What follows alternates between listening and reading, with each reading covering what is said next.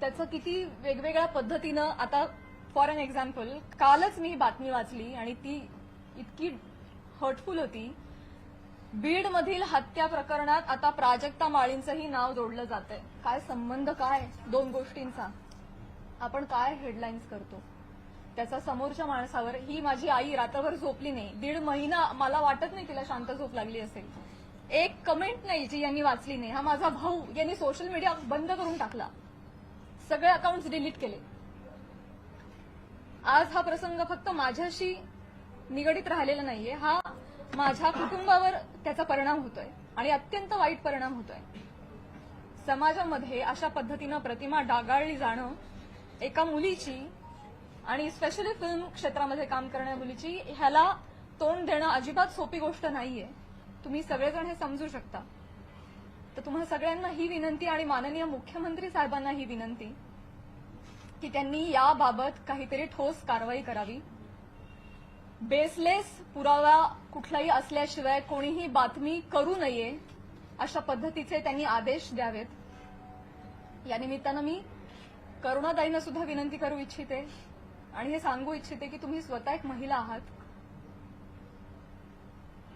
तुम्हाला महिलांना होणारा त्रास तुम्ही समजू शकता. या पुरुष प्रधान संस्कृतीमध्ये जर महिलाच महिलांच्या पाठीशी उभ्या नाही राहिल्या आणि चिखलफेक करत राहिलं तर कसं होणार? मी सांगू इच्छिते की तुम्हाला जी माझ्या बद्दलची माहिती मिळाली आहे ती अत्यंत चुकीची आहे. तुमच्या माहितीचा जो स्रोत आहे तो चुकीचा आहे करुणाताई. आणि आय एम शुअर की इथून पुढे तुम्ही कुठल्याही गोष्टीची खातरजमा केल्याशिवाय, शहानिशा केल्याशिवाय तुम्ही असं वक्तव्य करणार नाही आणि महिलांच्या बाबतीत तुम्ही देखील संवेदनशील राहाल अशी मी खात्री बाळगते आणि ही मी तुम्हाला विनंती करते.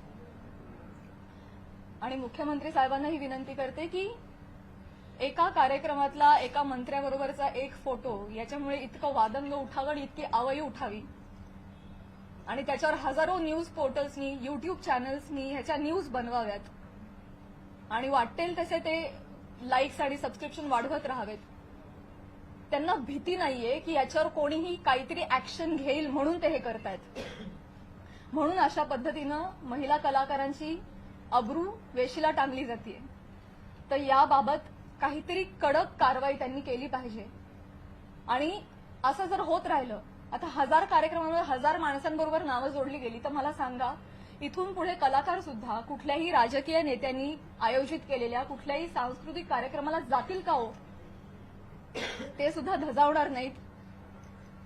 पुढची भविष्यातली मंडळी सुद्धा विचार करतील, अरे कलाक्षेत्रात पाठवायला नको पोरांना, ते काय बरं नाही. आमचं कलाक्षेत्र बदनाम नाहीये, ही सगळी मंडळी त्याला बदनाम करतात.